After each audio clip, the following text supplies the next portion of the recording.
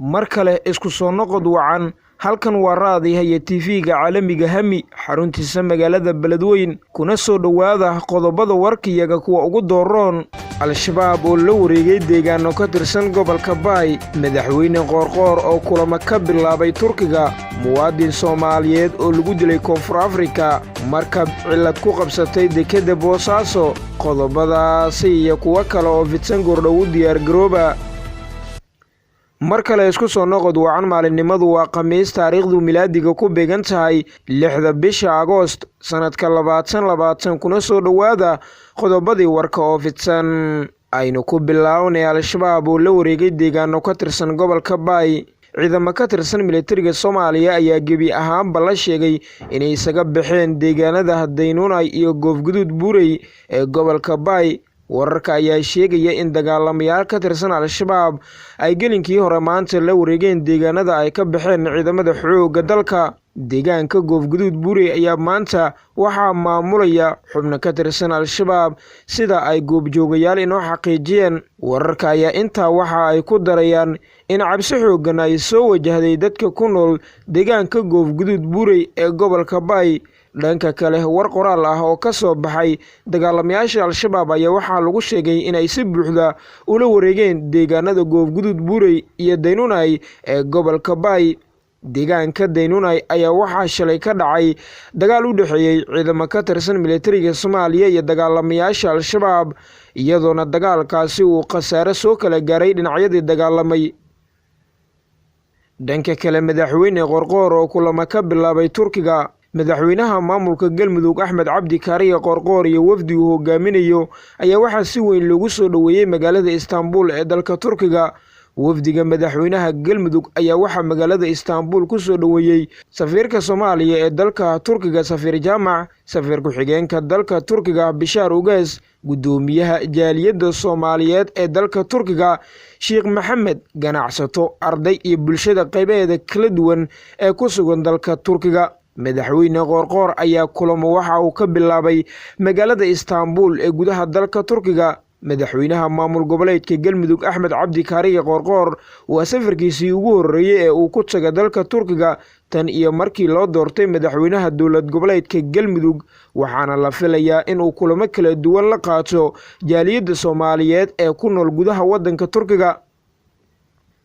dhinaca kale muwaadin Soomaaliyeed oo lagu dilay Koonfur Afrika xubno ka tirsan ganacsatada Soomaaliyeed ee ku sugan wadanka Koonfur Afrika ayaa laga soo xigtay in gudaha dalkaasi lagu dilay muwaadin Soomaaliyeed oo halkaasi ganacsi ku lahaa kooxo hubaysan oo burcad una dhashay dalka Koonfur Afrika ayaa la sheegay inay gudaha magaalada Durban ee Koonfur Afrika ku dileen muwaadinkaasi Soomaaliga ah oo goobtiisa ganacsiga ku lahaa Durban burcadii dilka u geysatay marxuum ka geeriyooday ayaa goobtii isaga baxsaday kadib markii ay bilaqo u geysteen xaruntii ganacsi sida laga soo xigtay xubno ganacsatada Soomaaliyeed ee ku nool gudaha dalka Koonfur Afrika marxuumka la dilay oo magaciisa lagu soo gaabshay Faarax ayaa ka mid ahaa Soomaalida ka cararay colaadihii hareeyay dalka Soomaaliya isla markaana ganacsiga ka sameeyay wadanka Koonfur Afrika markab cilad ku qabsatay dekedda Boosaaso dekedda magaalada Boosaaso waxaa maanta oo Khamiis ah la filayaa in uu dib u soo xirto markab xamuul ah oo shalay ciid ku qabsatay irida laga soo galo dekedda balse markii dambe laga saaray markabkan oo shameeto u wada shirkadda lagu magacaabo Barwaaqo ayaa shalay saacado badan ku xirnaa irida laga soo galo dekedda kadib markii halkaasi ciid ku qabsatay waxaase markii dambe lagu guuleystay in laga saaro ciidda markabkaasi oo shalay markii ciidda laga saaray dib ugu laabtay badda ayaa lagu wadaa inuu maanta mar kale si caadi ah u soo xirto dekedda magaalada Boosaaso halkaasi oo uu ku dejin doono xamuulka uu sido sanadihii ugu dambeeyay waxaa dekedda magaalada Boosaaso laga soo sheegayay ciid ka buuxsantay iyo dayac kale balse ma jirin cid wax shaqo ah ka qabatay dhanka kale mas'uuliyiin loo xiray qaraxii ka dhacay magaalada Beirut mas'uuliyiinta ka shaqeeya dekedda Beirut ee uu ka dhacay qaraxa dadka badani laayay ayaa la geliyay xabsi guri xilli uu socdo baaritaan ku aadan sida ay wax u dhaceen sida ay sheegtay dowladda Lubnaan qaraxan ayaa galaaftay nolosha in ka badan 135 qofood waxaana ku dhaawacmay in ku dhow 4,000 oo kale. Lubnaan waxaa hadda ka dhaqan galay xaalad degdeg ah oo 2 toddobaad soconaysa. Madaxweyne Michel Aoun ayaa sheegay in qaraxa uu ka dhashay 2,750 ton oo ah maadada ammonium nitrate taasi oo si aanan aamin ahayn lagu keediyey maqaasiin dekedda ku agdhowaa muddo 6 sano ah. Madaxa kastamada ee dalka Lubnaan Bedri Daahir ayaa sheegay in hay-adda uu madaxda ka yahay ay codsatay in kiimikadaasi dekedda laga qaado balse aanay taa dhicin.